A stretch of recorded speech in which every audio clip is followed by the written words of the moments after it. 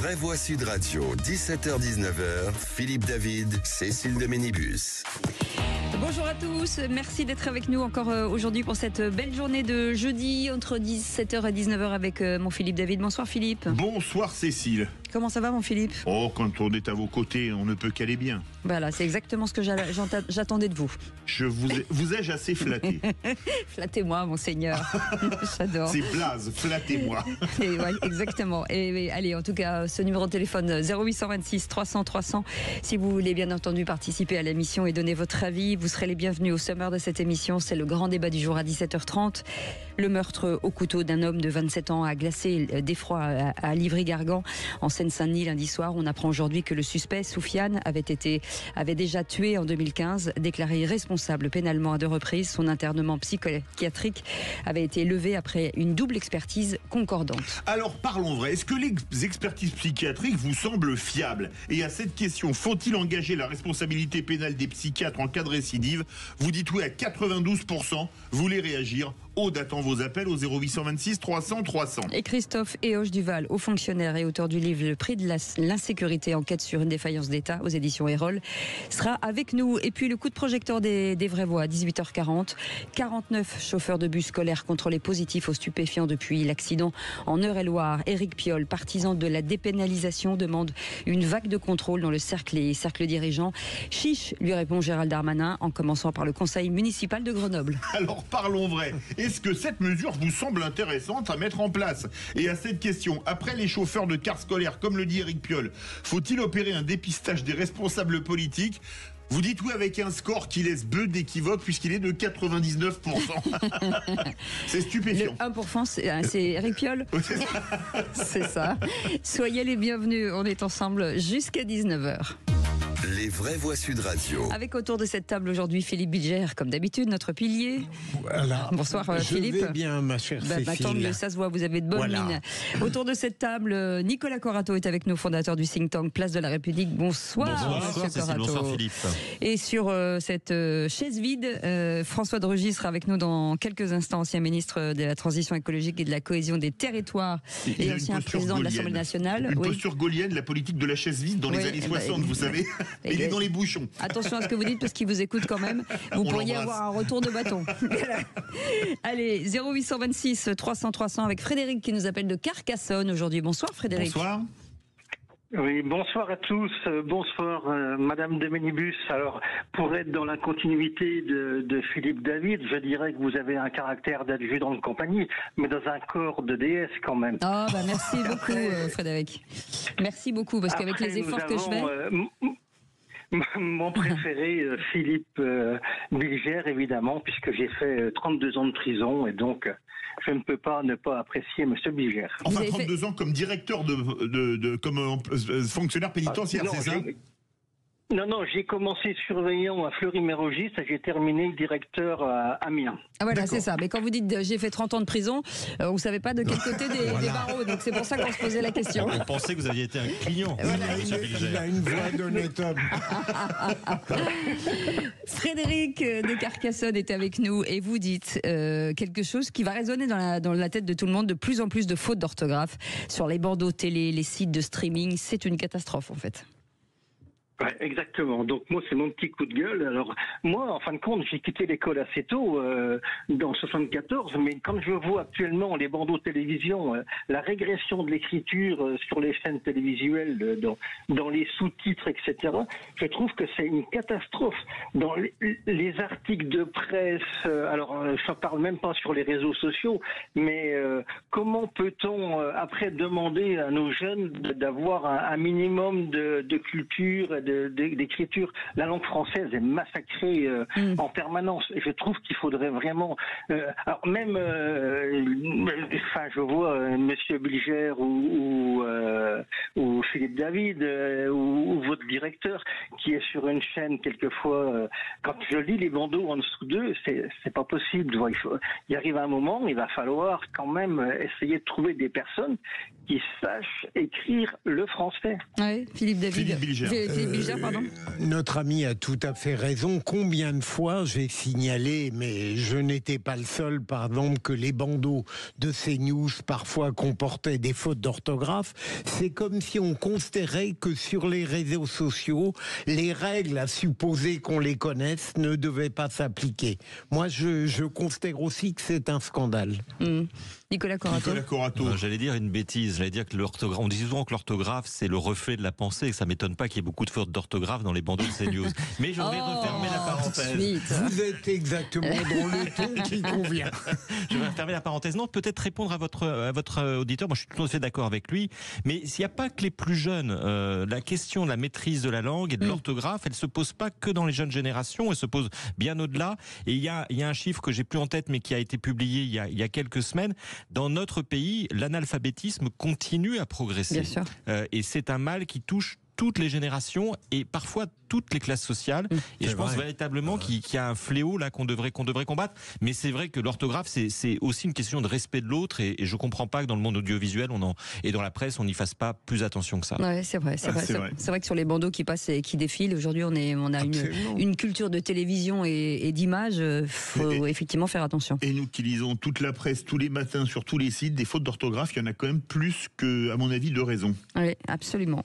Merci beaucoup, cher Frédéric. Vous restez avec nous. Vous êtes notre vraie voix du jour. Vous êtes arrivé dans le bon côté de la barrière. Je vous le dis tout de suite.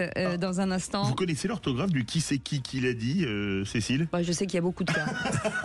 Il y a beaucoup de cas et beaucoup de cas comme vous, Philippe David. Merci. Des cas désespérés, vous voulez dire? Absolument. Dans un instant, le réquisitoire du procureur. Monsieur le procureur. On va parler des policiers. Eh ben voilà, très bien. C'est dans un instant. François de Rugy arrive dans un instant. 0826 300 300. On est ravis de vous accueillir jusqu'à 19h. Sud Radio. Sud Radio. Parlons vrai. Parlons vrai. Sud Radio. Parlons vrai. Vraie Voix Sud Radio, 17h-19h, Philippe David, Cécile de Ménibus.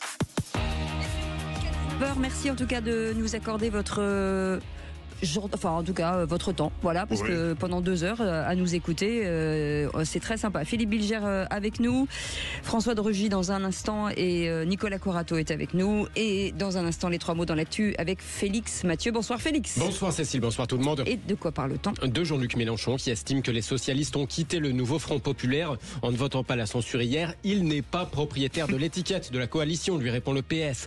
On va parler aussi du ministère de l'Intérieur qui lance une campagne électrochoc pour culpabiliser les consommateurs de drogue, et puis de Biarritz qui devra renommer son quartier La Négresse, décision de la Cour administrative d'appel de Bordeaux. Des associations dénonçaient un sobriquet raciste et sexiste. En 3 mots, excommunication, culpabilisation et sobriquet. On en parle dans un instant. Tout de suite, la voix est au procureur. Les vraies voix Sud Radio, le réquisitoire du procureur, Philippe Bilger. Et monsieur le procureur, vous allez requérir sur la police. Y a-t-il encore des policiers enthousiastes et fiers de leur métier? Oui, parce que j'ai entendu un policier qui, au contraire, était au comble du pessimisme et qui a indiqué que lui-même ne supportait plus la condition policière, qu'il avait quitté la police et qu'il estimait que beaucoup de policiers quittaient ce beau et dangereux métier.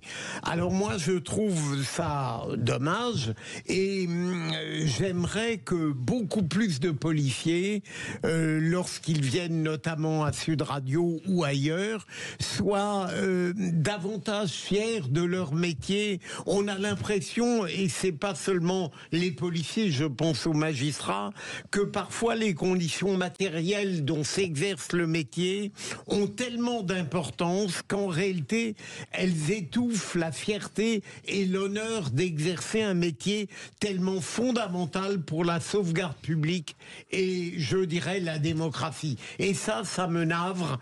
Vive les policiers qui demeurent enthousiastes et déterminés. Nicolas Corato. Oui, gardien de la paix, c'est un très beau métier. c'est un très beau métier. C'est un trop beau nom sur nous. C'est un très beau nom. Oui.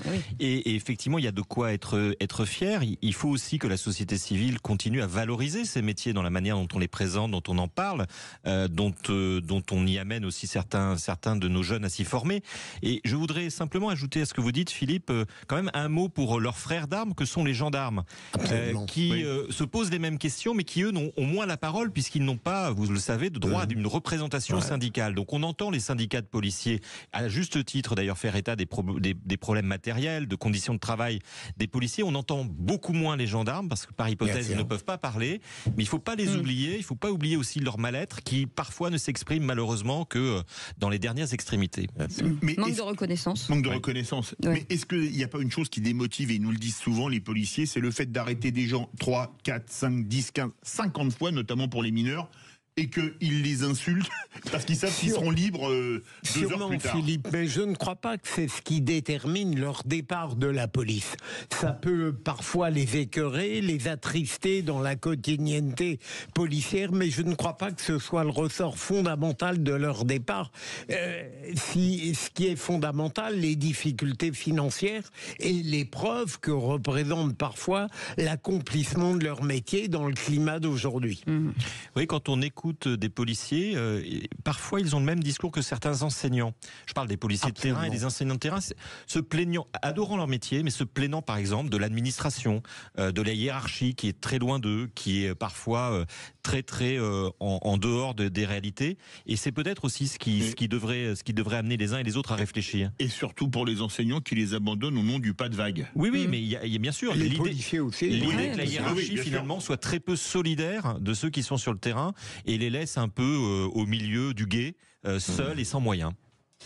Merci beaucoup Philippe Bilger. On essaye de joindre François de Rugy qui arrive dans quelques instants, mais pour l'instant la communication n'est pas établie. Tout de suite les 3 mots dans l'actu avec Félix Mathieu. Les vraies voix Sud Radio. Avec 3 mots dans l'actu, Félix, qui sont excommunication, culpabilisation et sobriquet. Jean-Luc Mélenchon acte la rupture entre PS et Nouveau Front Populaire après la non-censure des socialistes hier. LFI n'est pas propriétaire de cette coalition, lui répond Olivier Faure. Le ministère de l'Intérieur lance une campagne choc pour culpabiliser les consommateurs de drogue. Sur son clip, la ligne de cocaïne d'un consommateur mène directement à un narcomicide dans une ville en feu. Et puis la ville de Biarritz devra renommer son quartier de la Négresse, décision de la Cour administrative d'appel de Bordeaux. L'association Mémoire et Partage dénonçait un sobriquet raciste et sexiste. Les vraies voix Sud Radio.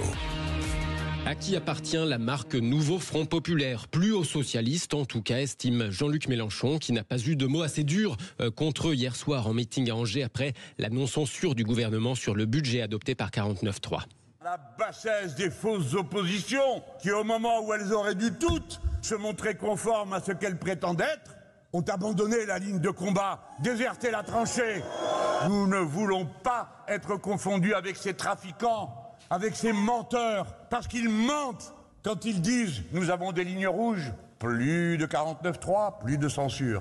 Toi qui annonces avec ton sectarisme bouffi de petits bourgeois parisiens que tu ne veux pas des insoumis, parce que les insoumis c'est les quartiers populaires, les insoumis voteront pour leur propre liste au premier et au deuxième tour à Paris.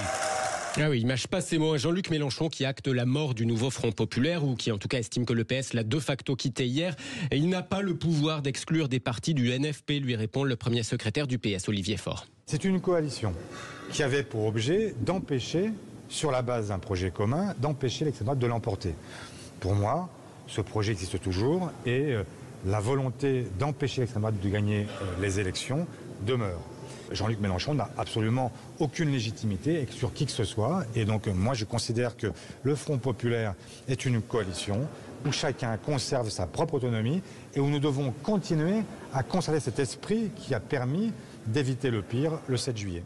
Olivier Faure du PS au micro de l'AFP. Aucun parti n'est propriétaire du Nouveau Front Populaire, renchérissent des députés écologistes dans une tribune publiée par Mediapart. Position adoptée par plusieurs autres membres du Nouveau Front Populaire, même parmi ceux qui ont regretté sur le fond le choix socialiste de la non-censure hier. On dirait une pièce de théâtre à rebond, Philippe Bilger. Absolument, mais comme hier, ma chère Cécile, entre deux voix, quelle différence, même dans la forme et dans le ton, entre un Jean-Luc Mélenchon, Olivier Faure. On voit tout ce qui, chez l'un et chez l'autre, agace l'autre. Ouais, c'est très clair. Exactement mais ça. le terme sectarisme bouffi. Oui.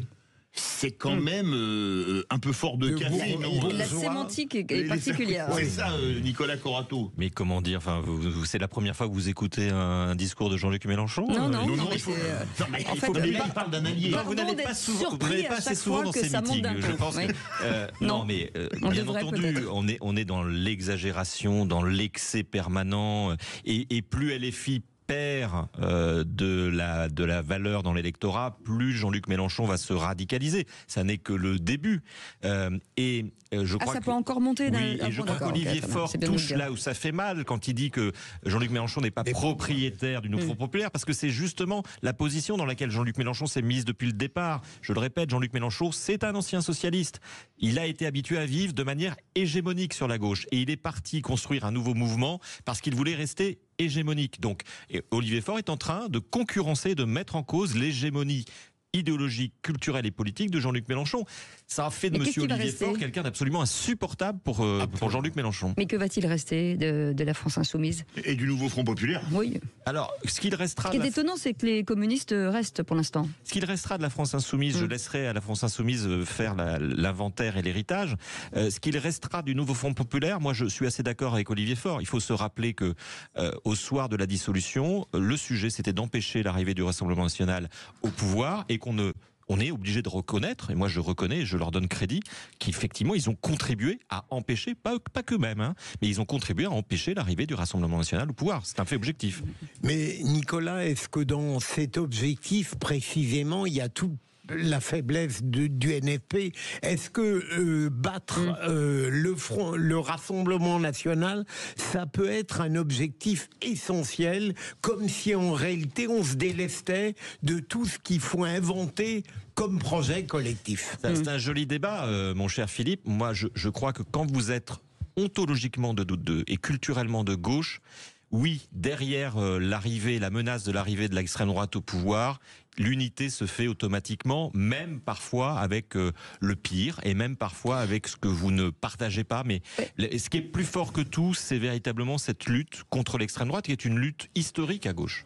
Mais je rebondis sur ce que dit rapidement sur Philippe Bilger. Plutôt que de tirer le Rassemblement vers le bas, passons au-dessus et passons voilà, c'est... Mais encore une fois, avec des idées. C'est-à-dire si le but c'est d'empêcher le Rassemblement national d'arriver au pouvoir, vous ne pouvez pas mettre de côté un parti qui fait quasiment 20% aux élections présidentielles.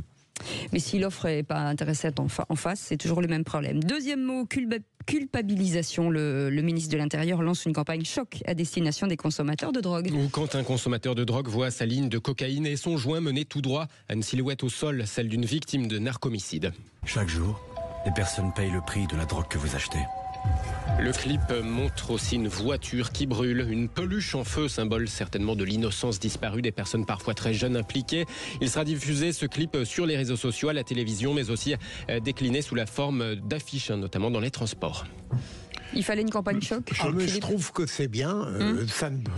Tout ce qui va dans le bon sens, difficile de l'éradiquer dès lors que la campagne n'est pas ridicule, comme on en a connu certaines sur le plan des couteaux. Est-ce que ça rappelle pas en vidéo la phrase de Dupond-Moretti: ceux qui fument un petit pétard le samedi soir sont coupables du sang qui coule dans un coup de Kalachnikov? Oui, alors moi je trouve que de toute façon il faut faire des campagnes contre la drogue quelle qu'elle soit. Après, il y a deux choses. Sur le fond, je crois quand même qu'il faut qu'on fasse attention, parce qu'on ne parle désormais des consommateurs de drogue que comme des coupables, ce qu'ils sont d'ailleurs par ailleurs du fait de la loi. Bah, oui. Mais il y a beaucoup de consommateurs de drogue qui sont aussi des malades, qui sont dans une situation d'addiction et qui ont besoin d'aide, et qui ont besoin d'avoir à face des accès à des soins particuliers, des soins de traitement de l'addiction.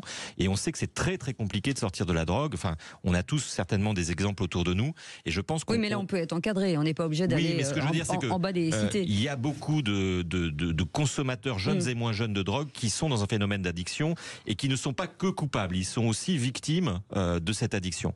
La deuxième chose, peut-être dire en termes de communication sur cette campagne, que effectivement c'est très intéressant de montrer les conséquences de la consommation de drogue sur le narcotrafic, l'expansion de la délinquance.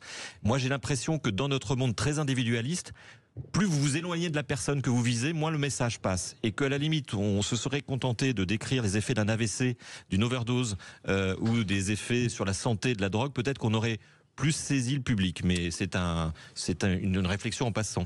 Troisième mot, sobriquet, la ville de Biarritz devra trouver un nouveau nom au quartier de la Négresse. Oui, quartier qui portait ce nom depuis le 19e siècle. La Cour administrative d'appel de Bordeaux retient le caractère offensant pour les personnes d'origine africaine. Cette dénomination porte atteinte à la dignité de la personne humaine, juge la Cour administrative d'appel, et ce, quelle que soit l'origine supposée de cette appellation. Sa dimension historique revendiquée par la commune de Biarritz, peut-on lire dans ce communiqué de la Cour. Les requérants dénonçaient un sobriquet raciste et sexiste, comme l'expliquait Carfa Diallo, essayiste et président de cette association Mémoire et Partage, association à l'origine du recours. L'espace public est un combat, une création, c'est l'espace du commun. Et ce commun, il doit refléter les valeurs les plus essentielles, les plus fondamentales, le respect de la dignité des personnes. Ce quartier ne pourrait pas s'appeler le quartier Youpin, ni le quartier Shintok, ni le quartier Bougnoul, mais on s'est accoutumé quelque part à cet héritage involontaire. Je suis persuadé que les Biarros ne sont pas racistes, mais ils s'attachent à cette appellation. Et donc, oui, il faut aller vers le tribunal administratif, parce que ce qui est grave dans cette affaire, c'est que ce n'est pas qu'une appellation de quartier, c'est une dizaine d'établissements commerciaux qui portent ce nom et qui l'affichent en grand. C'est une signalétique urbaine dans la ville qui est très importante. Carfa Diallo de l'association Mémoire et Partage avec Patrick Roger sur Sud Radio il y a quelques jours. Il vient donc obtenir gain de cause aujourd'hui à la Cour administrative d'appel de Bordeaux. Merci beaucoup Félix Mathieu. Allez, vous restez avec nous dans un instant. D'abord, on dit bonjour à Monsieur le Président. François de Rugy est avec nous. Bonsoir. Bonsoir. Merci en tout cas d'être avec nous. Allez, dans un instant, un homme poignardé à mort à Livry-Gargan. Vous l'avez entendu, l'auteur avait déjà tué en 2015. Alors parlons vrai, les expertises psychiatriques, puisqu'il avait été reconnu irresponsable, vous semblent-elles fiables? Et à cette question, faut-il engager la responsabilité pénale des psychiatres en cas de récidive? Vous dites oui à 91%. Vous voulez réagir, le 0826 300 300. Et notre invité dans un instant, Christophe Eoche-Duval, haut fonctionnaire et auteur du livre Le prix de l'insécurité, enquête sur une défaillance d'État aux éditions Erol, sera avec nous. On vous souhaite la bienvenue. 0826 300 300, à tout de suite. Sud Radio. Sud Radio. Parlons vrai. Parlons vrai. Sud Radio. Parlons vrai. Voix Sud Radio, 17h-19h, Philippe David, Cécile de Ménibus. Bienvenue dans les vraies voix, on est ravis de vous accueillir tous les jours. C'est jeudi, bientôt le week-end. Au niveau de la température, on est comment ce week-end? Ah ben, il va faire un peu frisquet quand même, et vous avez entendu Rémi André, la neige revient. On va être obligés d'encore se serrer les uns les autres. Oh. C'est bête. Ça, c'est une bonne nouvelle. C'est encourageant. Moi, je croyais qu'il fallait mettre le printemps revient. D'autres idées. Allez, on vous souhaite la bienvenue. C'est les vraies voix jusqu'à 19h. Tout de suite, le grand débat du jour.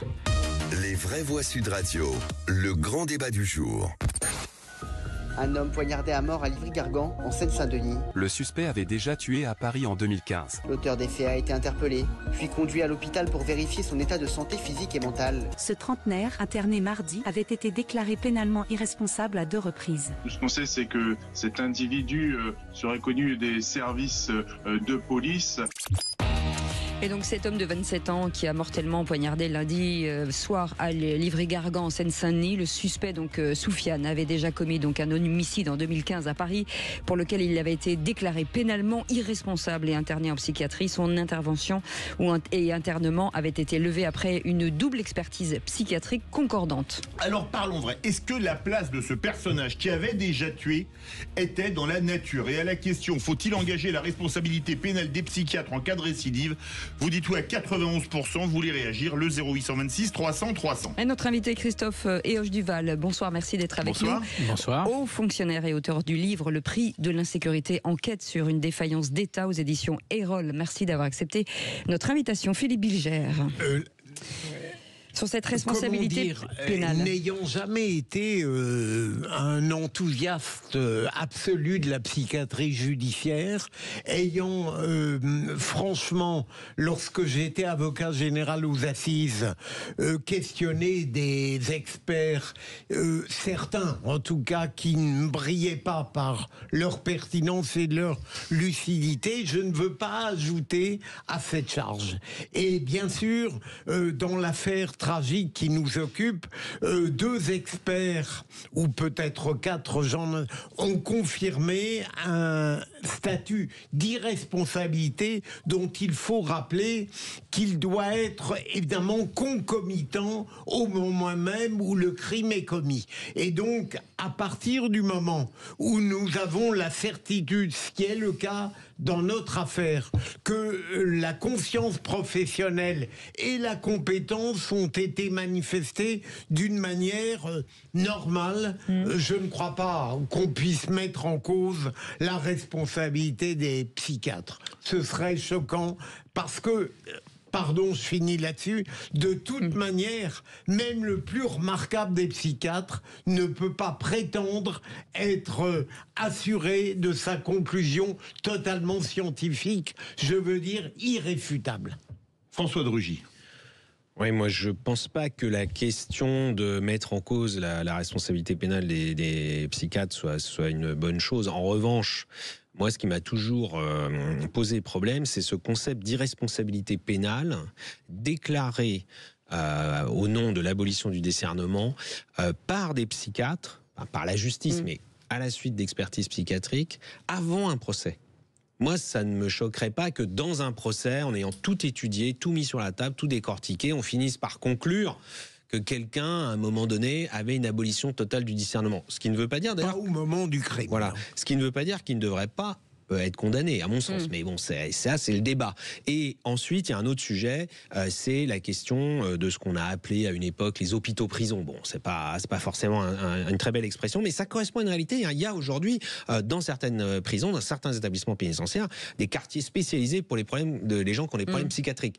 Et donc, je pense que ça devrait logiquement nous éviter d'avoir des cas comme celui de Livry-Gargan, qui, quand même, disons-le, ne sont pas isolés. Et le problème, pour moi, des dérives psychiatriques diverses et variées dans la criminalité et vraiment dans les crimes, hein, c'est quelque chose qui est réel. Je ne sais pas si vous vous souvenez, il y a quelques années, tout le monde avait beaucoup débattu autour d'une femme qui avait découpé une jeune fille en morceaux à Paris, et on avait dit cette personne était sous obligation de quitter le territoire français, sous OQTF, c'était une Algérienne, elle n'aurait pas dû être en France.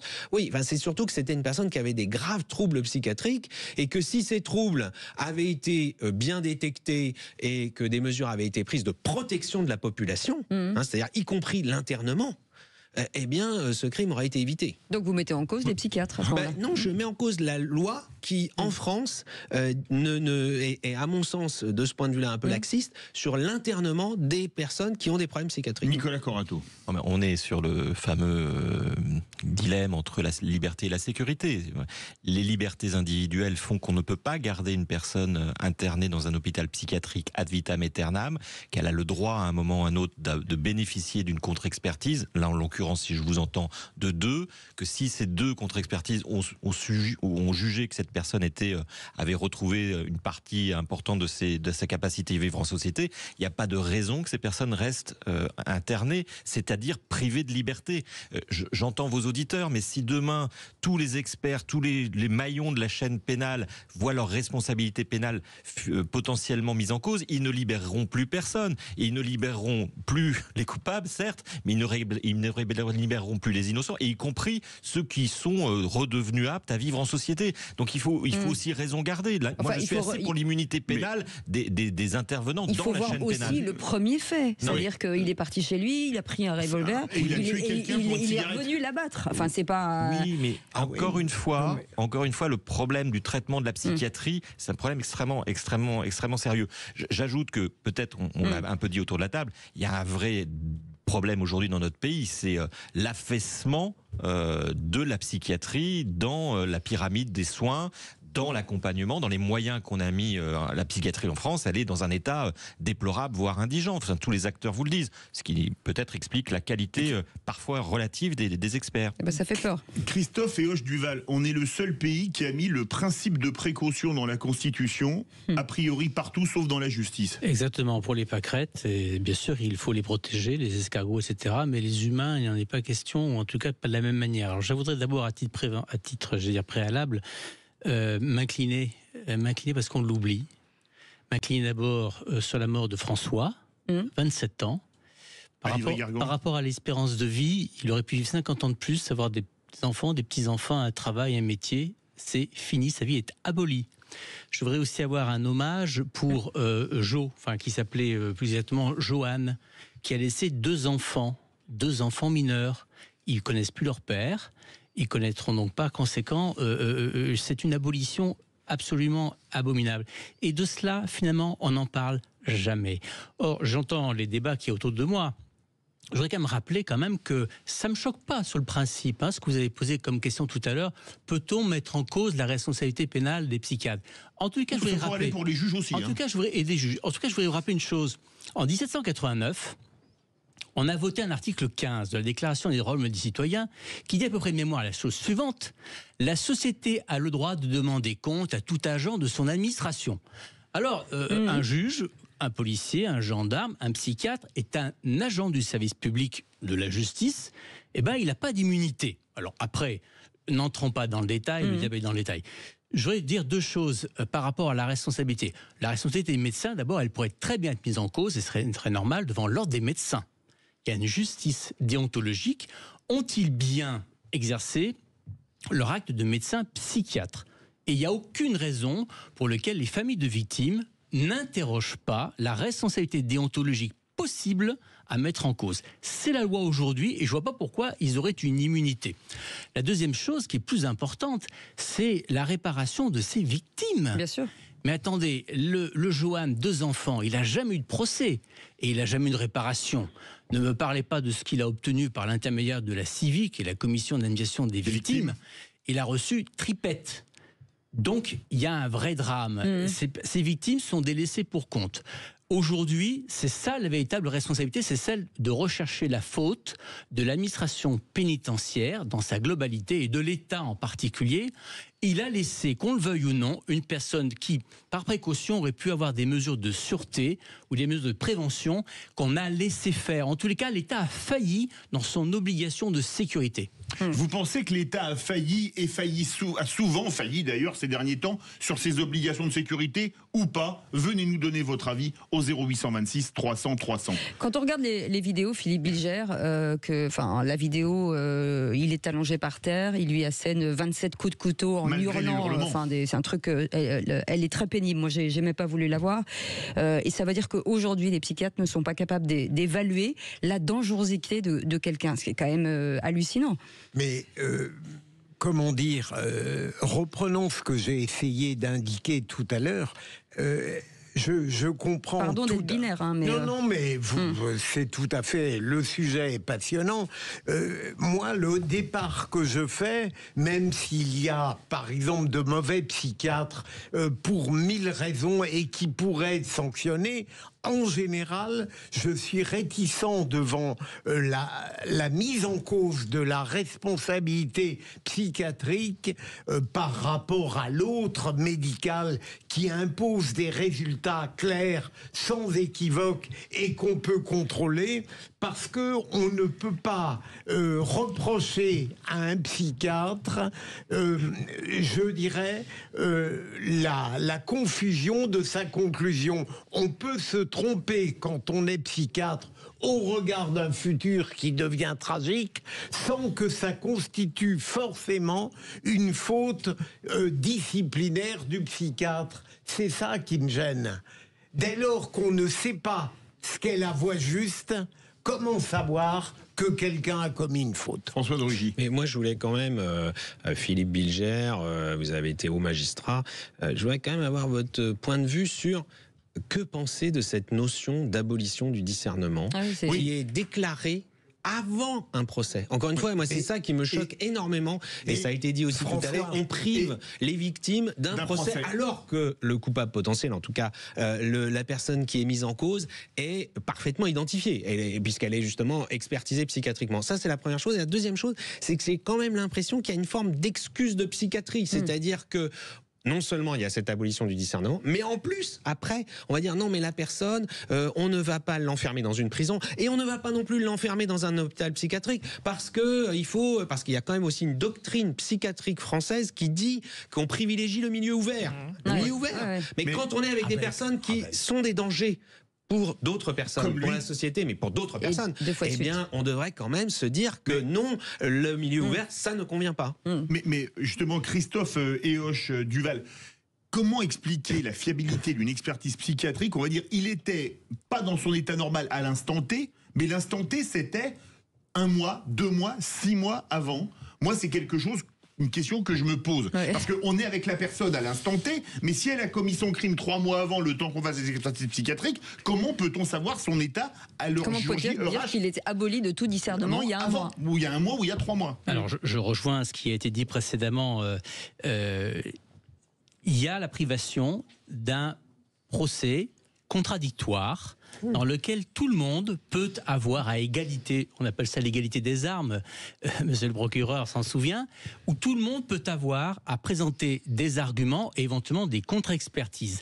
C'est ce dont on prive les victimes, d'ailleurs à tous les stades, parce que le droit de l'hospitalisation contrainte prévoit notamment, par exemple, qu'à de très nombreux stades, la loi de 2011 et de 2023 et de 2013 avait prévu notamment que le juge de liberté puisse effectivement intervenir à toute situation pour pouvoir faire des mains levées.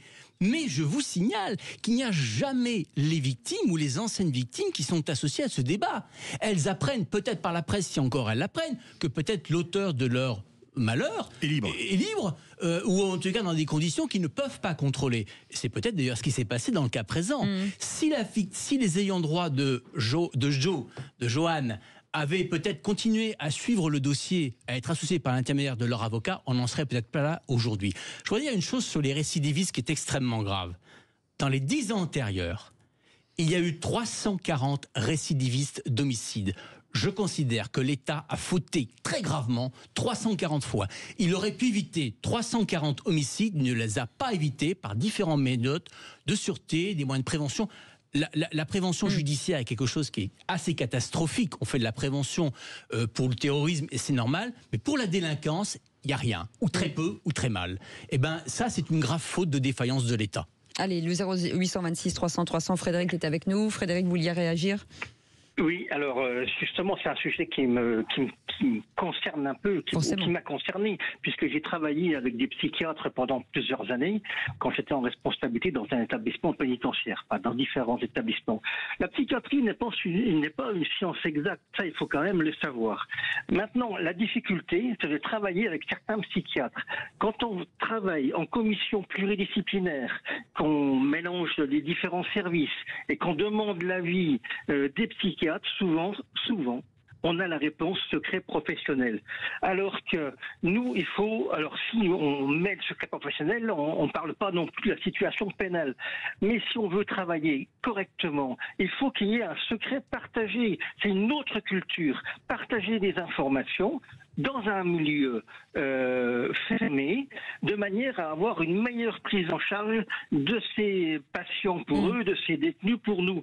Et je pense quand même que quand la personne est déclarée inapte à l'établissement pénitentiaire, au bout d'un petit moment, comment se fait-il qu'il ressort de l'hôpital psychiatrique libre? Pourquoi ne retourne-t-il pas en prison pour être jugé, puisqu'il est apte d'entendre ce qu'il a fait? Et là, les victimes auraient quand même un peu de réparation. Voilà, un peu de réparation. C'est ça, c'est ça. Il a raison, Philippe Bilger.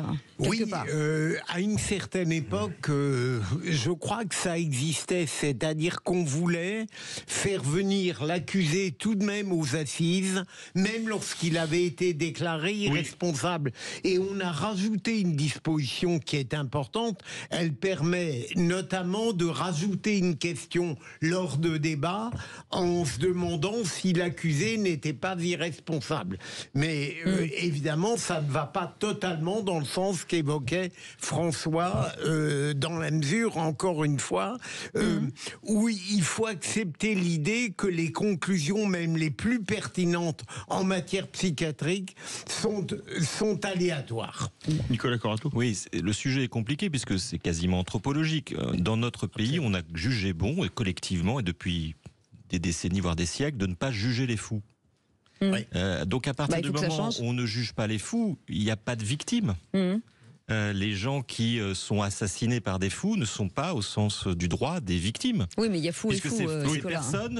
ces personnes ne peuvent pas être déclarées coupables. Donc il faut bien considérer les choses. Et je comprends aujourd'hui qu'on veuille donner des statuts et un statut de victime à ces personnes, et notamment par rapport au meurtre que vous avez, enfin pas au meurtre, enfin à l'assassinat, je ne sais pas comment on le qualifie d'ailleurs, cette barbarie que vous avez décrite. Et c'est vrai que la société, elle est en droit, elle réclame un statut de victime pour ces personnes. Le droit, actuellement, et de manière profonde, ne leur permet pas de... Moi, je pense qu'on pourrait changer la loi sur ce point. Et quand si j'étais encore député, je le proposerais. J'y avais pensé d'ailleurs quand j'étais encore député dans le précédent mandat, suite à l'affaire de Mireille Knoll, puisque là, la personne avait été déclarée. Oui, voilà. Mais je veux dire, il y a eu des sujets sur lesquels on a débattu longtemps, puis on a fini par évoluer. C'est la prescription. Vous savez, dans le droit français, pendant très longtemps, on disait bon, voilà, il y a des règles de prescription avec des temps de prescription qui sont assez courts. Allez, et puis un jour, on a changé cette loi. Le mot de la fin avec vous. Bien sûr, la victime n'a pas droit à son procès pénal et il n'y a pas de responsabilité pénale. Mais la personne qui est déclarée, dont le consentement est aboli, n'abolit pas pour autant sa responsabilité civile. D'une part, il ne faut pas oublier quand même, la victime reste quand même une partie civile et il y aurait beaucoup à en parler, je suis désolé, le temps le manque. Et deuxièmement, il y a la responsabilité, encore une fois, je reviens, de l'État. C'est-à-dire que l'État a une tutelle quelque part sur ces personnes. Elle était, je ne connais pas exactement son statut, peut-être elle était en soins de jour, peut-être elle était en hospitalisation de jour, en tous les cas elle n'était pas déliée de son lien avec le CHR dont elle dépendait, et par conséquent une responsabilité se pose. Or aujourd'hui c'est un parcours du combattant, c'est des procédures à n'en plus finir pour faire reconnaître une responsabilité de l'État. C'est absolument anormal, je me mets à la place des victimes, c'est 2 fois la mort de Joanne, 2 fois la mort de François. Merci beaucoup. Merci Christophe Héauche-Duval, haut fonctionnaire et auteur du livre Le prix de l'insécurité, enquête sur une défaillance de l'État, aux éditions Erol. Vous restez avec nous, Frédéric, vous restez là. Dans un instant, le qui c'est qui l'a dit, on va se détendre un tout petit peu. À tout de suite. Sud Radio, votre attention est notre plus belle récompense. Ce message est un message de remerciement pour les bonnes ondes, au sens propre, au sens figuré, que vous procurez à tous vos auditeurs chaque jour. Merci. Sud Radio, parlons vrai.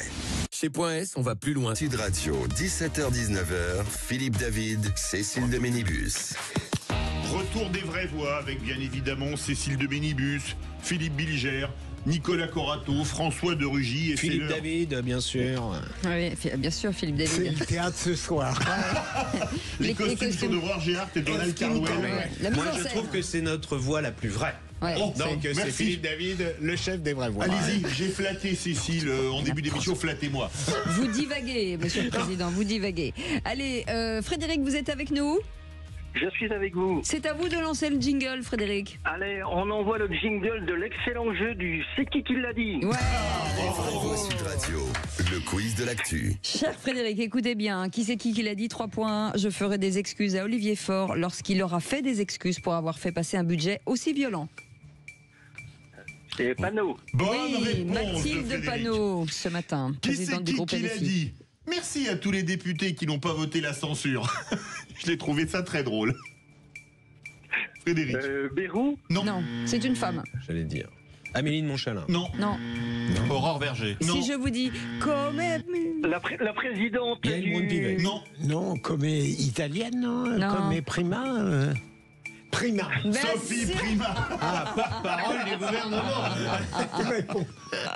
J'essaie de relier c'est Sophie Prima, porte-parole du gouvernement, sénatrice des Yvelines. On voit pas trop le rapport avec l'Italie. Mais... non, mais c'est comme Prima.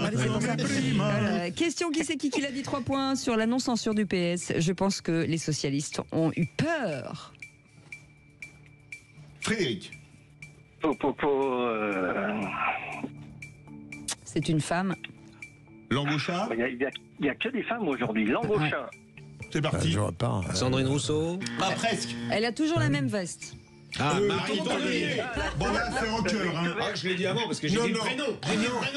Comme vous êtes arrivé en retard, que vous avez un avantage sur les verbes. Je ne conteste pas le fait d'être arrivé en retard. Vous êtes en avance. Je mets un point à tout le monde parce que même Frédéric nous l'a dit dans le casque en même temps. Qui c'est qui l'a dit ? Un arbitre équitable. On ne marche pas à la baguette, on est même probablement assez insoumis. On est libre en tout cas. Frédéric. Oui. Donc, quelqu'un de gauche, on peut dire. Absolument. Socialiste, peut-être. Non. Et si Bonne réponse, Boris Vallaud. Bonne réponse de François de Rugy. Bravo. Allez, qui c'est qui l'a dit 3 points. Nous aurions pu voter cette censure, mais ça n'aurait eu aucun effet. Frédéric. Marine Le Pen. Non. C'est son parti. Jordan Bardella. Non. Sébastien Chenu. Non. Laure Lavalette. Bonne réponse, Laure Lavalette. Il avait dit une femme. Mais vous avez été encore une femme. Qui c'est qui l'a dit? Et c'est la fête des fans aujourd'hui, hein, vous allez voir. Qui c'est qui l'a dit? Il y a une alliance claire entre les milliardaires et l'extrême droite. Maintenant que Donald Trump est élu, il y a une offensive des plus riches, des milliardaires qui ne veulent plus payer d'impôts. Ce n'est pas une politique. Frédéric. Elle a parlé des riches il n'y a pas longtemps. Sophie Binet. Ah non, mais c'est François. François qui était un poil plus rapide. Il est en forme. Oui, mais comme il a transgressé la règle. Ah bon, pourquoi l'auditeur. Je croyais que Frédéric avait déjà fait une proposition. Ah oui. Je demande une nouvelle question pour donner une nouvelle chance à Frédéric. Oui, mais on n'a plus le temps. On enlève tout. Non, parce que Sophie Binet, elle a aussi dit que les milliardaires coulaient la France. Alors là, il faut le faire. Sujet de débat pour une prochaine émission. Philippe, le gagnant.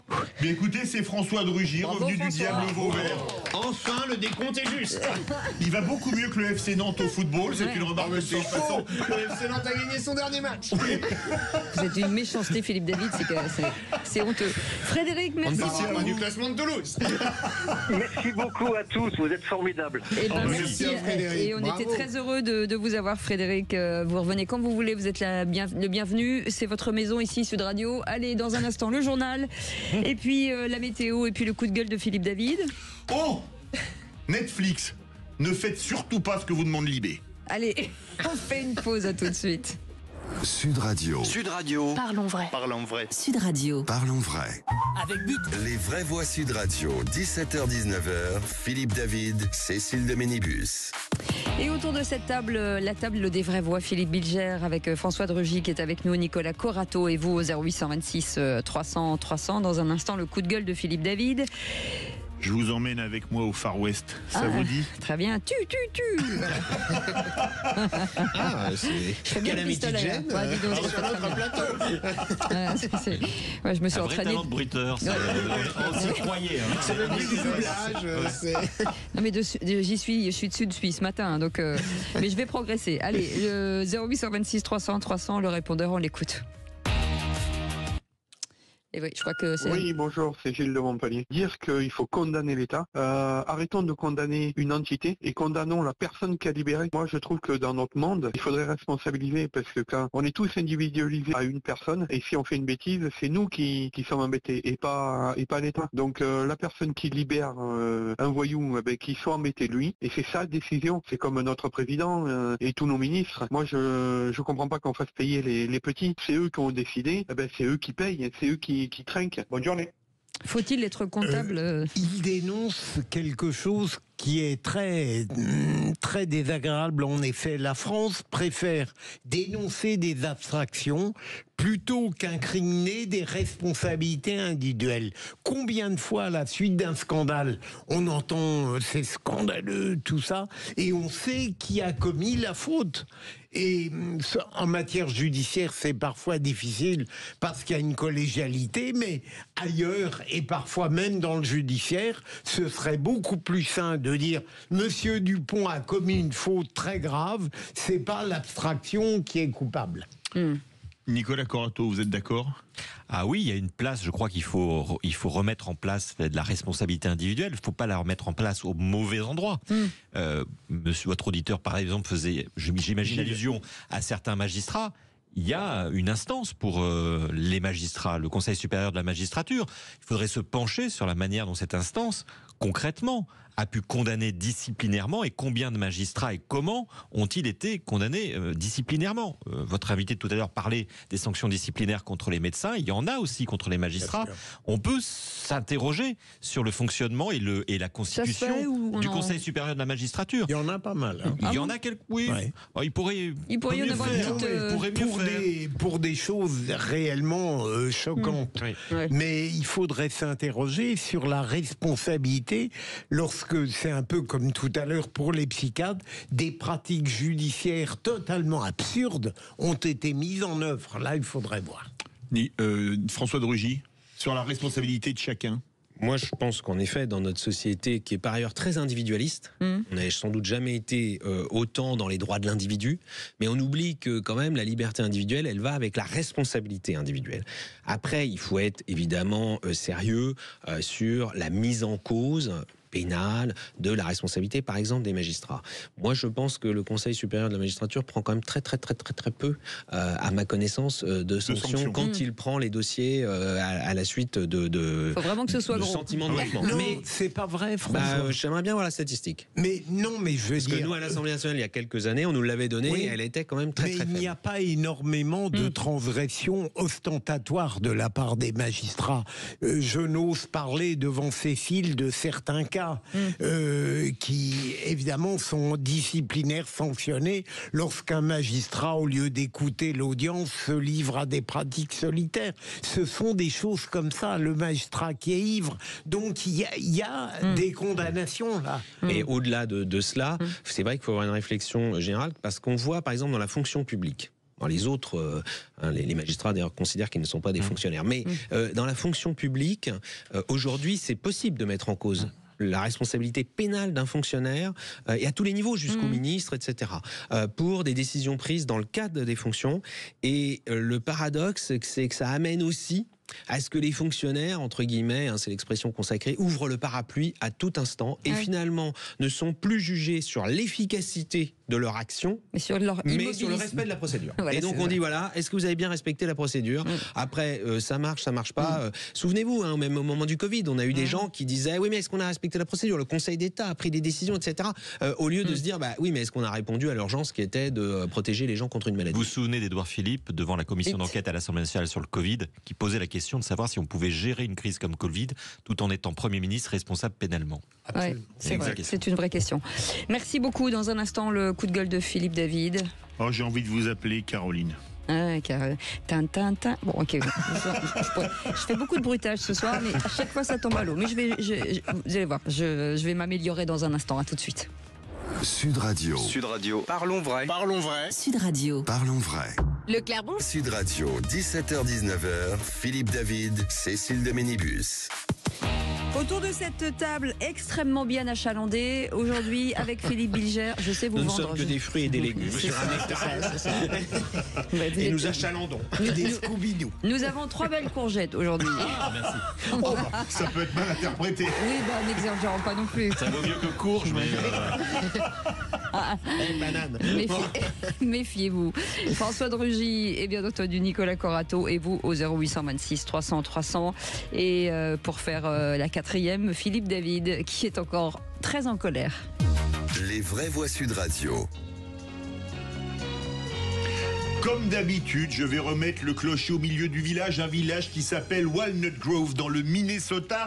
Pourquoi Walnut Grove? Parce que Netflix envisage de faire une suite à la série culte La Petite Maison dans la Prairie, série des années 70 qui connut et connaît encore un succès planétaire. Suite qui donne des sueurs froides à Libération, qui rêve d'une suite inclusive avec des mots à hurler de rire. Écoutez ça.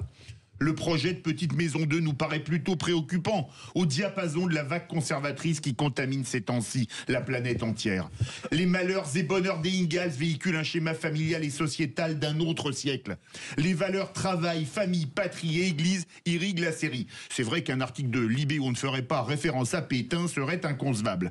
Une version woke où l'église ne serait pas au milieu du village, où tout le monde ne serait pas blanc, où Marie épouserait un autochtone américain. Voilà qui serait plus prometteur, sinon révolutionnaire.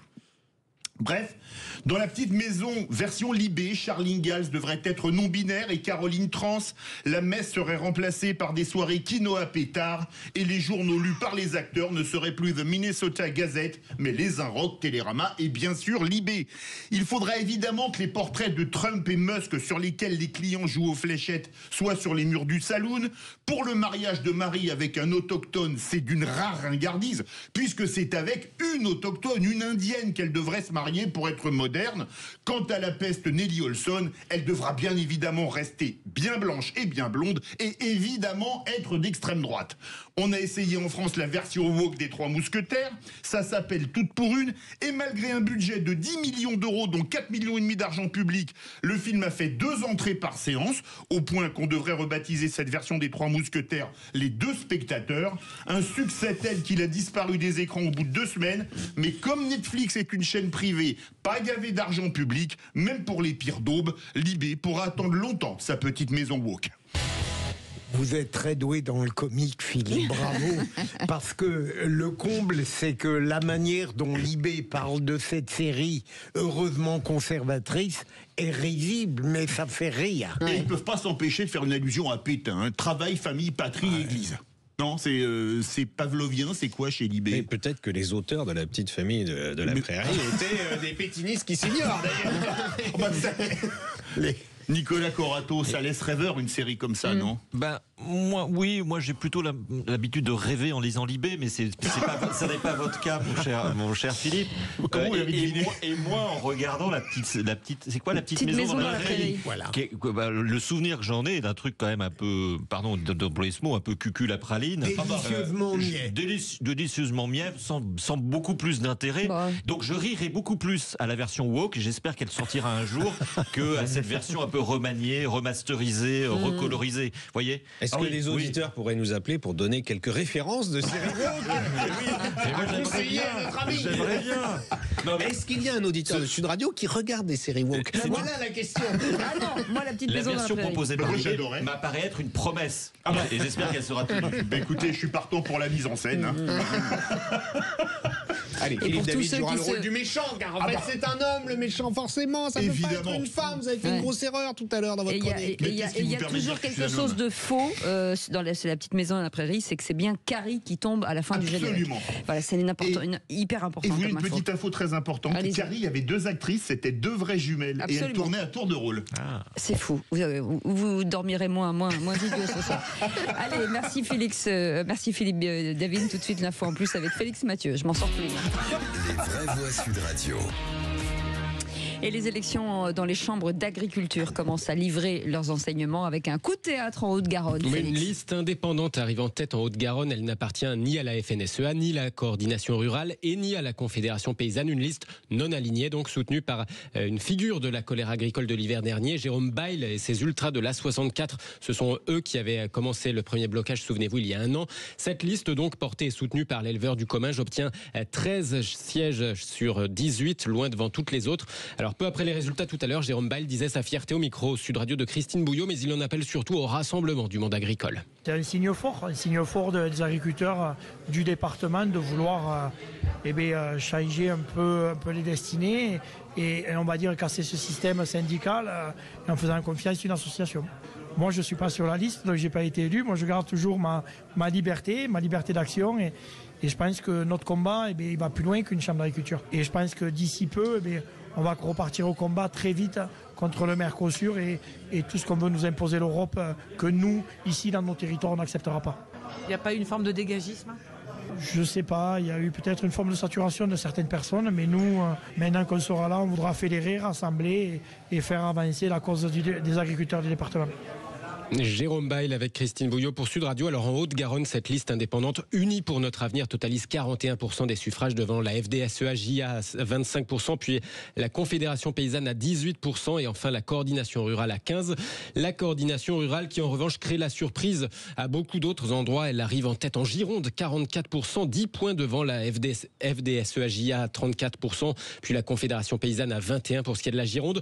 On aura une tendance nationale un peu plus tard dans les heures qui viennent sur ces élections dans les chambres d'agriculture, mais la question évidemment c'était est-ce que la coordination rurale pourrait disputer sa suprématie à la FNSEA, la CR qu'on entend depuis un an dénoncer le syndicalisme d'accompagnement qu'incarnerait selon elle le premier syndicat. Va-t-elle au moins faire baisser nationalement la FNSEA sous la barre des 50% dans les chambres d'agriculture nationalement? On va le savoir dans les heures qui viennent. Donc en tout cas, cette coordination rurale vire en tête aussi en Dordogne, dans le Lot-et-Garonne, dans la Vienne, le Cher, mais aussi en Charente-Maritime. La CR conserve par ailleurs plusieurs chambres d'agriculture l'agriculture où elle était déjà majoritaire.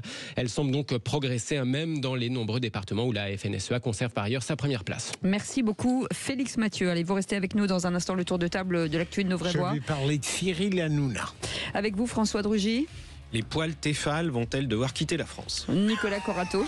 Quand le marché ne peut pas tout.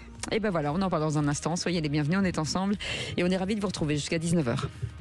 Sud Radio. Sud Radio. Parlons vrai. Parlons vrai. Sud Radio. Parlons vrai. Sud Radio, 17h-19h, Philippe David, Cécile de Ménibus. Les Vraies Voix jusqu'à 19h, Philippe Bilger autour de cette table avec François Drugy, Nicolas Corato et vous 0826 300 300 avec Philippe David. On a hâte d'entendre nos Vraies Voix dans leur tour de table de l'actu. Oh, dites, je vais envoyer les actualités, vous venez les voir dans la cabine? Je vais vous raconter une histoire pas banale. Et vous me racontez pas votre petite journée? On a assez perdu de temps comme ça. Le tour de table De l'actualité. Et Philippe Bilger, c'est vraiment une histoire pas banale. Ah oui, c'est une histoire pas banale, Philippe Bilger. Voilà. Alors, Cyril Hanouna réfléchirait à la présidentielle. Et au fond, à partir du moment où on a des politiques qui deviennent parfois, pour certains d'entre eux, des histrions, pourquoi des histrions ne seraient-ils pas tentés par le chemin politique et éventuellement la joute présidentielle? Et pour être sérieux, Cyril Hanouna, il peut être qualifié de vulgaire, mais pour ma part, je l'ai apprécié dans les émissions politiques qu'il faisait, notamment les fameux Baba. Au moment de la présidentielle. Voilà. Face à Baba. Et où il était excellent. Et donc, ce ne sera pas Coluche s'il y va, parce que Coluche avait une profondeur que peut-être Cyril Hanouna n'a pas. Mais je ne m'en moque pas forcément s'il y va. Je crois qu'il aura, non pas des pourcentages considérables, mais mon Dieu, il satisfera un petit électorat. On se demande toujours, François Drugy, si à l'époque, avec des réseaux sociaux, avec Coluche, aurait pu aller assez haut. Oui, on dit que Coluche avait eu quelques sondages à un moment donné qui, je crois, le mettaient à 15% d'intention de vote. Mais on ne saura jamais puisqu'il n'est pas allé au bout.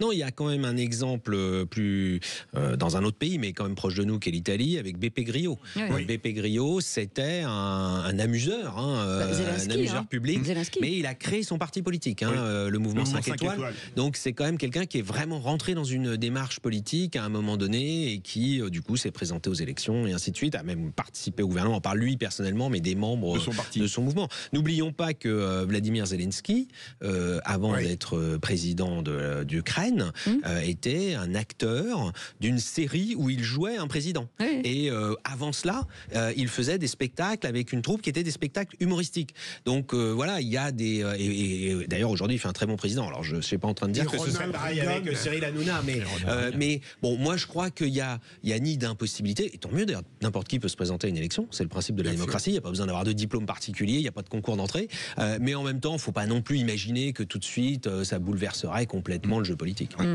Non mais je suis d'accord avec vous Philippe, et il ne faut pas rendre insignifiant cette information, parce que ça fait un moment que Cyril Hanouna n'est plus un histrion ou un animateur de télé comme un autre, et n'est pas simplement quelqu'un qui propose un divertissement qui parfois et souvent parle de politique. Cyril Hanouna, depuis beaucoup de temps, fait de la politique. Il a franchi le Rubicon, il fait ouvertement de la politique, il donne ouvertement son avis.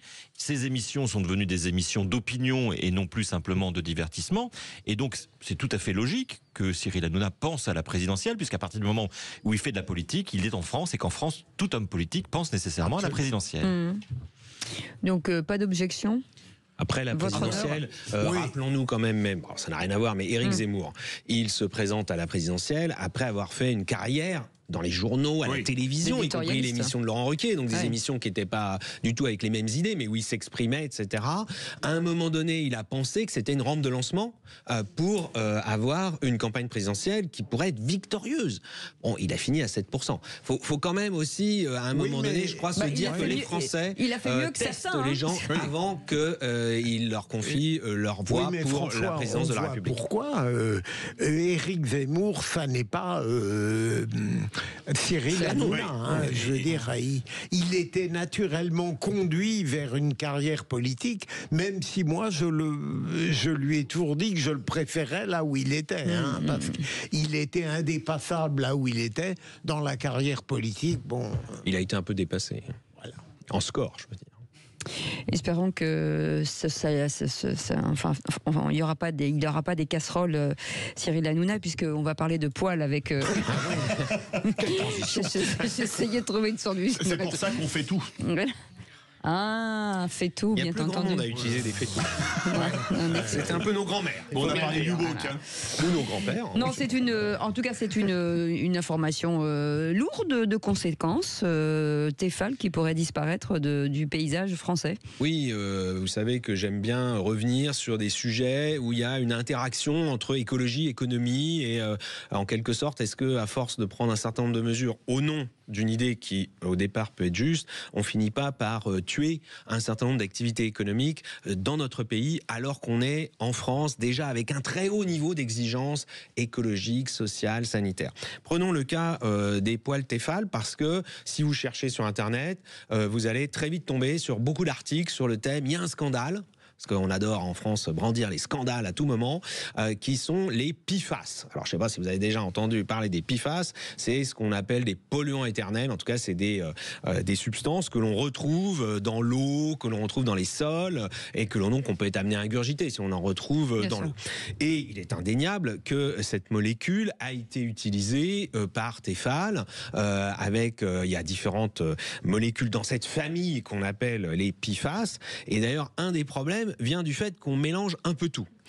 Et il y a, c'est concret, une proposition de loi défendue à l'Assemblée nationale, qui est allée au Sénat, qui revient à l'Assemblée, portée par un député écologiste, un député vert, qui veut interdire tous les PFAS, quels qu'ils soient, quelles que soient les différentes molécules concernées, sans distinction.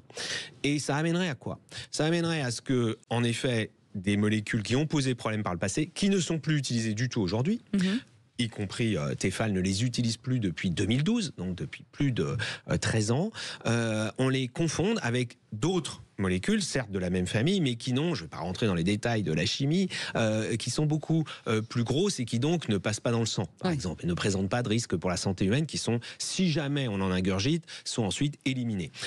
Et c'est ce qui est utilisé aujourd'hui sur les poils anti-adhésives pour que tout un chacun peut acheter et utiliser, qui sont produites en France. Disons-le, parce que c'est vrai que si vous allez dans un magasin, n'importe lequel, où vous achetez des éléments de cuisine, il y a quand même beaucoup, quand vous arrivez à lire sur l'étiquette d'où ça vient de pays lointains, on ne va pas forcément les citer. Là, c'est à Rumilly, en Haute-Savoie, dans les Alpes, qu'il y a cette usine qui existe depuis très longtemps et qui produit ces poils qui sont souvent très efficaces. Si cette proposition de loi est adoptée, il faut être clair, en ayant à la base tout mélangé, eh bien, l'usine de Rumilly, elle fermera. L'entreprise, si elle continue à en produire, elle ira les produire à l'étranger, parce que le paradoxe, c'est qu'on pourra les acheter en France, mais on ne pourra plus les y produire.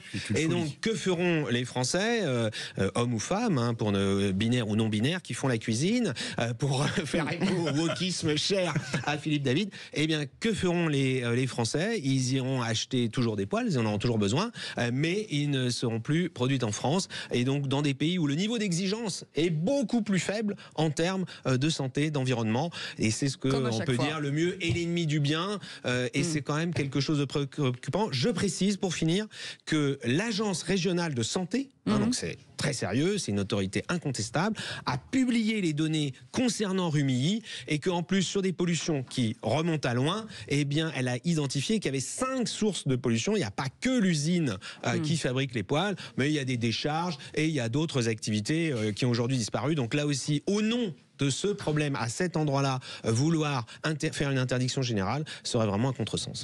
Mais les PFAS d'avant, François, elles étaient dangereuses? Il y avait en effet un risque. On n'est pas en mesure, comme pour beaucoup d'autres molécules, de dire quel est le risque. Mais aujourd'hui, on se dit, il ne vaut mieux pas prendre ce risque, parce que, en effet, elles sont très très petites, donc elles peuvent aller dans le sang. Mais ces molécules-là ont été interdites. Alors, il reste très peu de temps, donc Nicolas Corato, je préfère que vous passiez sur votre sujet. Eh bien, très vite. À l'occasion du feuilleton du budget, justement, les Français ont découvert que leur économie n'était pas libérale. Oui, c'était très étonnant d'entendre les réactions de la société civile et notamment du monde économique par rapport au blocage du vote du budget à l'Assemblée nationale. Moi, je suis entré en politique, en intérêt en politique, le jour où Lionel Jospin, sur le plateau de TF1, nous avait déclaré que l'État ne pouvait pas tout. Et je trouvais assez intéressant qu'un socialiste vienne avouer que l'État ne pouvait pas tout en matière économique. Et c'est vrai que c'est un peu la doxa dans laquelle nous vivons depuis des années. Et j'avais l'habitude d'entendre des grands capitaines d'industrie, des grands représentants du patronat ou de la finance internationale nous expliquer qu'après tout, les États pouvaient bien faire ce qu'ils voulaient, mais qu'à un moment, le marché reprenait sa marche inéluctable, son droit. Et j'ai été assez étonné, il faut le dire, en tant que citoyen, d'entendre depuis quelques semaines le MEDEF, le patron du MEDEF, d'autres patrons de grands groupes économiques, y compris mondialisés, nous expliquaient que ce qui se passait à l'Assemblée nationale sur le blocage du vote du budget était une catastrophe économique.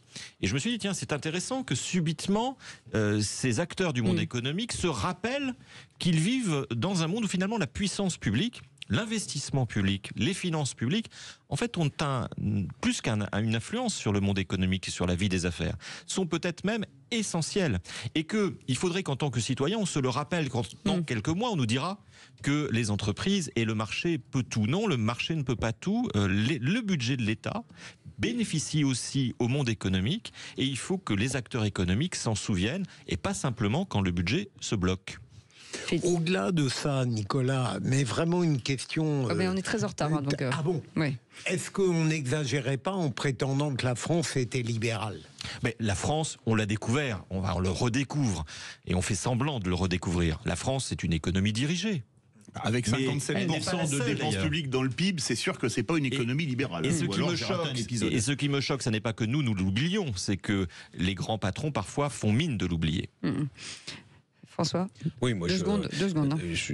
La France est de fait, peut-être pas dans une économie dirigée, mais d'abord très administrée dans beaucoup de domaines, et deuxièmement avec un niveau de pression fiscale très élevé. Et ça, je pense que c'est ça aussi que les chefs d'entreprise, petits ou grands, voulaient dire. C'est dites-nous à quelle sauce on va être mangé du point de vue des impôts et taxes à venir. Et on découvre là d'ailleurs, par exemple, pour les auto-entrepreneurs, qu'il va y avoir de fait une espèce de hausse de taxes cachée qui était dans ce budget. Mais quel dommage de faire ça. Merci beaucoup les amis. Allez dans un instant le coup de projecteur des vrais voix sur cette information. 49 chauffeurs de bus scolaires positifs aux stupéfiants. Éric Piolle veut des contrôles. Darmanin lui répond chiche. Alors est-ce que cette mesure qui consisterait à tester les politiques vous semble intéressante à mettre en place parlons vrai, et à cette question, faut-il attendez, parce que la question a disparu de mon je vais vous la dire, vous inquiétez pas. Les chauffeurs de cars scolaires, comme le dit Éric Piolle, faut-il opérer un dépistage des responsables politiques? Vous dites oui à 98%. Vous voulez réagir, le 0826 300 300. Eh ben on va bien se marrer. Allez, à tout de suite. Sud Radio, votre attention est notre plus belle récompense. Merci de nous donner toujours la parole dans ces temps difficiles. Pour ça, Sud Radio champion. Sud Radio, parlons vrai. Leclerc, bon. 17h-19h, Philippe David, Cécile de Ménibus. Et dernière ligne droite pour ces vraies voix du jour avec Philippe Bilger, Nicolas Corato, François Drugy qui est avec nous et vous au 0826 300 300. Tout de suite, les amis, le coup de projecteur des vraies voix. Les vraies voix Sud Radio, le coup de projecteur des vraies voix. 8000 dépistages menés dans tout le pays. 49 se sont révélés positifs, soit à l'alcool, soit aux stupéfiants. Et si la drogue circulait à l'Assemblée nationale, au Sénat et dans tous les lieux de pouvoir? Éric Piolle appelle à conduire de façon anonyme des tests sur les parlementaires ou les ministres pour voir si le problème touche aussi les cercles de décision. La proposition d'Éric Piolle étonne, mais n'effraie pas. Et donc 49 chauffeurs de bus scolaires contrôlés positifs aux stupéfiants depuis l'accident en Eure-et-Loire. Éric Piolle, partisan de la dépénalisation, demande une vague de contrôle dans des cercles dirigeants. Chiche, lui répond Gérald Darmanin, en commençant par le conseil municipal de Grenoble. Alors parlons vrai, est-ce que ce dépistage des politiques devrait être anonyme ou rendu public? Et à la question, après les chauffeurs de cars scolaires, comme le dit Éric Piolle, faut-il opérer un dépistage des responsables politiques? Vous dites oui à 98%. Vous voulez réagir? Le 0826 300 300. Est-ce que Philippe Bilger, c'est celui qui le demande qui doit le faire en premier? Oui, mais le comble, c'est que dans le climat actuel, en soi, ça n'est pas une demande complètement absurde. Mais j'entends bien que si on mettait en œuvre ce quadrillage absolu et vigilant, y compris sur les politiques, pour déceler de l'alcool, de la drogue, je crois qu'on aggraverait encore le sentiment de très forte défiance à l'égard des politiques. On ne peut pas tomber, même par vigilance, dans une société où le quadrillage et la moralité deviendraient tels, à cause de la dégradation de l'éthique collective, dans une forme d'étouffement. La France ne serait plus une démocratie, mais une sorte de dispensaire. Au nom de la transparence, Nicolas Corato. Oui, un dispensaire ou un monastère. Nous ne sommes pas des moines. Et peut-être que les moines ne sont pas si saints qu'ils n'en ont l'air. Juste un point, il faut quand même remettre l'intervention de Monsieur Piolle dans son contexte. Monsieur Piolle propose une mesure que moi je juge liberticide et attentatoire à l'intimité, à la vie de chacun, uniquement pour apporter de l'eau au moulin à une vision idéologique qui est la dépénalisation des drogues qu'il dit douces, dont on sait aujourd'hui qu'en fait elles n'existent pas, les drogues douces. Donc il faut bien mettre ça en place. Et moi, je trouve que c'est assez irresponsable qu'un responsable politique se dise qu'il faut tester les citoyens, parce que les hommes et les femmes politiques sont des citoyens comme d'autres, pour apporter de l'eau à son moulin idéologique. Voilà, moi je suis parfaitement opposé à cette mesure, comme je suis opposé à tout ce que je trouve intrusif sur nos modes de vie. À ce moment-là, il faudrait qu'on aille tous se faire tester une fois par mois pour savoir ce qu'on a consommé, combien d'alcool on a bu, combien de médicaments on a pris, et éventuellement ce qu'on a pu consommer comme drogue. Je pense qu'à un moment ou un autre, il faut arrêter de s'imaginer dans une société hyper sécurisée, hyper sécuritaire. Et je suis un peu étonné quand c'est un responsable d'Europe Écologie Les Verts qui propose ce genre de délire. Vous avez un ancien d'Europe Écologie Les Verts à côté de vous. Oui, mais c'est un ancien compatible. Non, mais sauf que lui, il mange de l'herbe, c'est pas la même chose. Et moi, je voudrais être un peu sérieux parce que j'ai été adjoint au maire de Nantes. J'ai pas été maire, moi, mais j'ai été adjoint au maire d'une grande ville. Et une des premières choses que j'ai eu à faire, un mois et quelques après avoir été élu, j'étais de permanence, comme on dit, parce que dans les grandes villes, les adjoints sont de permanence. C'est pas le maire qui peut assurer à lui tout seul toutes les permanences, tous les week-ends. Et j'ai dû me rendre sur un accident de la circulation qui avait tué 2 jeunes qui étaient dans une voiture, enfin qui se sont tués parce que c'est eux qui étaient responsables de l'accident. Et ils ont percuté une voiture qui venait en face, qui elle n'avait rien à se reprocher. Et c'est un enfant qui était dans cette voiture qui a été tué. Et ces 2 jeunes, ils avaient consommé des stupéfiants et c'était sans doute la cause de la perte du contrôle de leur véhicule sur une route droite au mois d'avril. Enfin, il n'y avait aucune raison, il n'y avait pas de brouillard, il n'y avait pas de verglas, etc. Donc, moi, j'aime pas tellement qu'on plaisante sur ces sujets-là. On oublie. Voilà, on parlait tout à l'heure des victimes, on les oublie. On oublie que Monsieur Piolle, qui est maire d'une grande ville de France, il trouve ça super de faire parler de lui, parce que c'est ça le but, de faire parler de lui en proposant cette chose complètement absurde, dont tout le monde sait que personne ne le fera jamais. Oui. Je veux dire, on va jamais aller faire des tests salivaires à la buvette de l'Assemblée. Voilà, ni à l'entrée du Conseil municipal de Grenoble, ni à l'entrée de l'hémicycle de l'Assemblée nationale, ni sur les drogues, ni sur l'alcool d'ailleurs, parce qu'il y aurait quelques sujets aussi à dire là-dessus. Alors qu'en effet, c'est dangereux, c'est des comportements qui ensuite peuvent être dangereux. Alors qu'on part d'un accident de car qui a entraîné la mort d'une jeune fille de 15 ans. Et lié au comportement, là aussi, du conducteur, du car. C'est pas parce que la route était mauvaise, etc.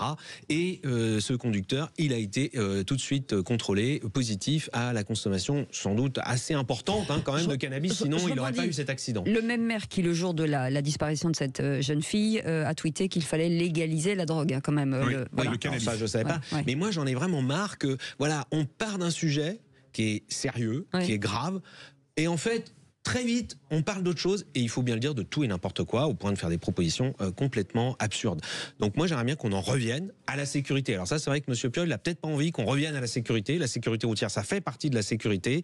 Quand on a la charge, en tant que conducteur de car, de conduire des jeunes, les parents confient les jeunes à leurs enfants mineurs, à ces services de transport scolaire pour les emmener au collège ou au lycée, eh bien, ils le font en ayant confiance dans la sécurité. Il y a aussi le sujet d'ailleurs des ceintures de sécurité dans les cars. Et c'est vrai que les jeunes, comme les moins jeunes, n'aiment pas mettre leur ceinture de sécurité dans le car. Mais pourtant, dans ces cas-là, c'est une question aussi de protection de la vie humaine. Et puis enfin, je voudrais finir sur une note positive. 8000 tests sur les chauffeurs de car. C'est ça, un peu 49 testés positifs. 0,61%, j'ai fait le calcul. Donc ça, c'est quand même rassurant. Et il faut quand même le dire, bah oui, la très très très grande majorité des chauffeurs de car sont sérieux. Ils prennent leur tâche au sérieux et ils ne mettent pas en danger la vie des enfants. Mais c'est 49 de trop. Je comprends votre souci de préserver les libertés, mais à partir du moment où ces fléaux augmentent, quel remède vous y trouveriez ? Moi, je suis d'accord pour qu'on contrôle, et c'est déjà le cas, les professions qui induisent une forme d'insécurité à partir du moment où les personnes prennent des stupéfiants. Moi, je pense quand même qu'il y a un vrai sujet sur le fléau des drogues en France et le fait qu'on ne prend pas non plus, je le redis, les personnes qui en prennent pour aussi des victimes. Elles sont elles-mêmes victimes, les personnes qui prennent. Les toxicomanes, parce qu'il faut employer les mots. Une personne qui consomme plusieurs joints par jour, qui se lève, qui roule son joint, qui se couche en roulant son joint, en fumant son joint, c'est un toxicomane. Et souvent, c'est des personnes qui ont besoin d'aide. Et souvent, elles sont jeunes. Et souvent, elles sont déscolarisées. La drogue est un fléau et les personnes qui la consomment ont besoin aussi d'aide. La drogue est un fait de société aujourd'hui. Et le narcotrafic est ce qu'on en voit. Mais la drogue est un fait de société qui s'est installé chez nous. Mais ça n'est pas que ça, Nicolas Corato. C'est pas que des malades. Hein. Non, mais j'ai pas dit ça. Ah oui, d'accord. Bien sûr qu'il y a des délinquants, bien sûr qu'il y a des gens qui sont irresponsables, bien sûr mais il y a aussi beaucoup de gens qui n'arrivent pas à se sortir de la drogue. Et je trouve qu'on ne met pas en face les politiques publiques qu'il faut. Par exemple, je vais vous donner un exemple. Il y a aujourd'hui dans certains hôpitaux des services ambulatoires qui s'appellent les XAPA, qui sont des services qui luttent contre toutes les addictions, pas simplement les drogues, mais aussi les alcools. Ça marche très bien parce que c'est des services qui vont vers les toxicomanes, vers les gens qui consomment du hashish, vers les gens qui consomment de l'alcool. Il y a très peu de services comme ça, mais on sait que ça marche. Et on n'arrive pas à les circulariser, on n'arrive pas à les diffuser parce qu'on manque de moyens et aussi souvent il y a des résistances des corps médicaux.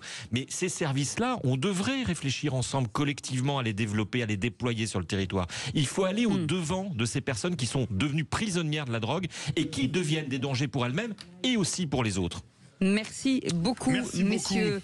Merci mille fois en tout cas pour cette belle et très instructive émission. Merci Philippe Bilger, merci François de Rugy, merci Nicolas Corato, les auditeurs et notre équipe formidable. Dans un instant, les vraies voix qu'il faut rouler la France. Nathanaël Henry sera avec nous. On parlera moto, bien entendu. On parlera de rétromobile.